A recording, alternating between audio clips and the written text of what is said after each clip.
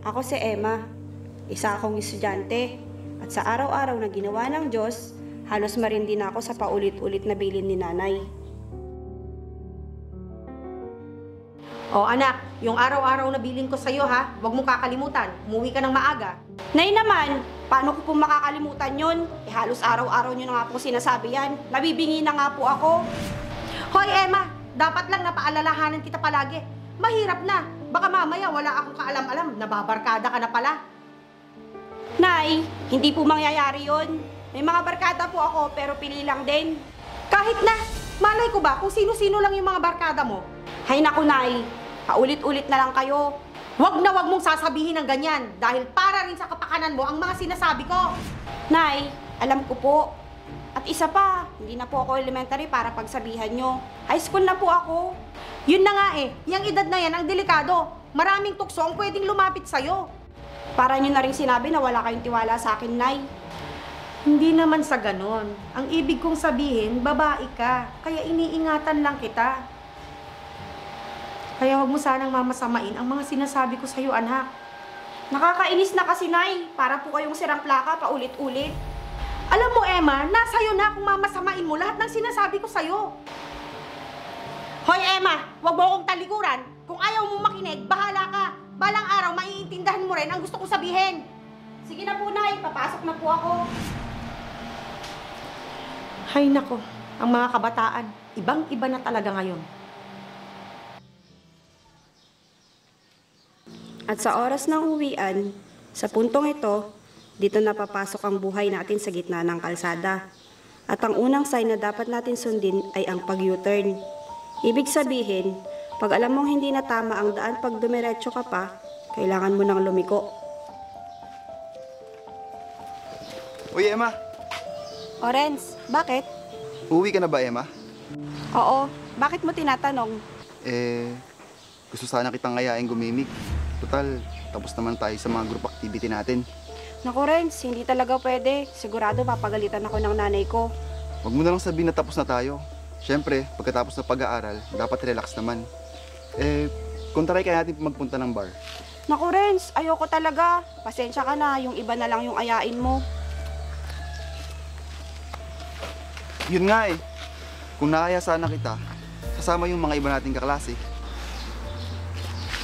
Ah, ganun ba? Pasensya ka na talaga ha. Pero kailangan ko nang umuwi kaysa ang sumama sa inyo. Ganun ba? Sige. Di ko kasi kinakalimutan ang bilin sa akin ni nanay araw-araw. Sayang naman. Subukan lang sana natin gumimik dun para naman maranasan natin. Renz, may tamang panahon dyan. Hintayin na lang natin na dumating tayo sa hustong gulang para walang bawal, di ba? Sa bagay, tama ka dyan, Emma. Sige, uwi na lang din ako gaya mo. O sige, paano? Uwi na tayo? Oo.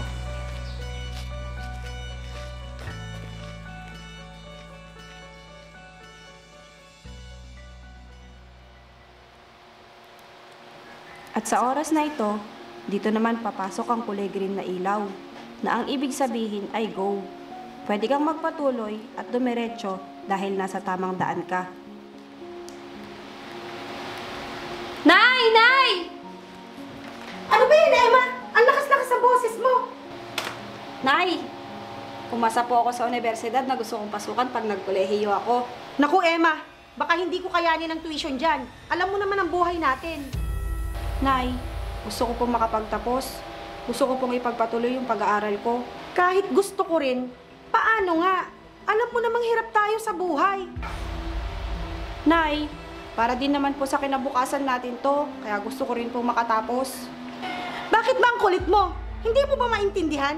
Baka hindi mo pa matapos ang unang semester pag nagpatuloy ka. Alam mo namang wala tayong sapat na pera para magkolehiyo ka. Hindi nyo na po kailangan isipin ng pag-aaral ko, Nay. Dahil scholarship exam po ang naipasa ko sa kolehiyo. Talaga, anak? Naku, pasensya ka na, hindi ko alam. Para hindi po kayo mahirapan, Nay. Magtatrabaho po ako pag wala po akong pasok. Para hindi nyo na rin po isipin yung pang-allowance ko. Sige anak, magtulungan tayo para makamit mo lahat ng pangarap mo sa buhay. Ituloy mo lang ang karerang tinatahak mo sa buhay mo. Opo, Nay. Tutuloy po ako sa pag-aaral at sa mga pangarap natin. Para po sa inyo to, Nay. Alam ko, darating ang araw, matutupad mo lahat ng pangarap mo. Maraming salamat po, Nay.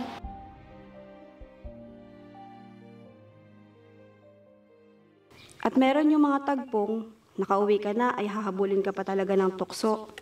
At dito papasok ang pulang ilaw na ang ibig sabihin ay stop. Na kailangan mo nang tumigil dahil kapag dumiretso ka ay siguradong hindi na maganda ang kahihinatnan ng gagawin mo. Emma! O Rose, ikaw pala. Bakit nandito ka? Emma, sama ka sa amin. Pupunta kami sa isang amusement park. Naaya ko na din yung iba nating kaklase. Kaya sama ka na din. Amusement? Ano namang gagawin natin doon? Alam mo ba, may laro kasi doon na tinatayaan ng pera. Kaya madalas ako doon para maglaro. Ibig sabihin, nagsusugal ka? Parang ganun na nga. Ang saya pag nananalo ka. Pero madalas ako natatalo. Eh di, pati allowance mo napapatalo mo. Oo, kaya madalas nagsisinungaling ako sa bahay. Sinasabi ko may babayaran ako sa school para lang magkapera ako. Grabe ka namang bata ka. Hindi ka na naawa sa mga magulang mong nagpapakahirap magtrabaho. Tapos ikaw, estudyante ka pa lang. Nagsusugal ka na. Halika mo na sa loob, doon mo tayo mag-usap. O Nay, nandyan pala kayo. Oo, at narinig ko lahat ng pag-uusap nyo. At ikaw, Rose, hindi kita anak, pero wala naman sigurong masama kung pagsasabihan kita. Alam mo ba yung ginagawa mo? Masama yan. At isa pa, estudyante ka pa lang. Nay, Alam nyo, isipin nyo ang hirap ng mga magulang nyo, mapag-aral lang kayo. Tapos, nakukuha nyo pang magsinungaling para lang sa mga bisyo nyo? Tita, hindi naman po madalas eh. Kahit na, masama pa rin yun. Tapos ano, mapapadalas na hanggang sa malulong kayo. Tapos mapapabayaan na ninyo yung pag-aaral nyo. Iha, huwag ka sanang magalit sa akin ha. Nagmamalasakit lang ako. Dapat, itigil mo na yung ginagawa mo. Diyan ka mapapahamak. Unahin yung matapos ang pag-aaral. Para kapag may mga permanente na kayong mga trabaho, malaya na kayong gawin ang lahat ng naisin nyo. Sana pakinggan nyo ko. Rose, sana ngayon din iha, itigil mo na yung ginagawa mo. Tama po kayo, tita.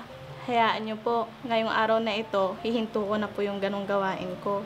Naisip ko din po yung sinabi niyo. Kawawa yung magulang ko na nagtatrabaho para makapag-aral ako. Tapos ganon yung ginagawa ko.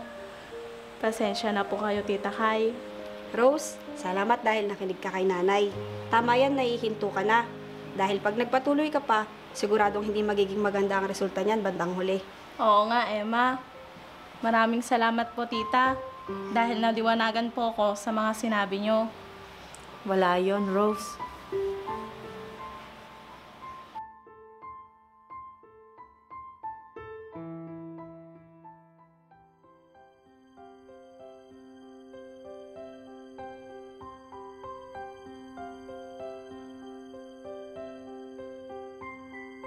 Dahil sa hindi nagsawa si Nanay na paalalahanan ako, habang nag-aaral ako, eto na ako ngayon. Maraming salamat sa mga paalalang yon. Dahil sa wakas, graduate na ako. Nasundan ko ng tama ang mga size na palaging hinahabilin sa akin ni Nanay. At ngayon, unti-unti ko nang matutupad ang mga pangarap ko sa buhay. At ito ang buhay kalsada ng isang estudyante.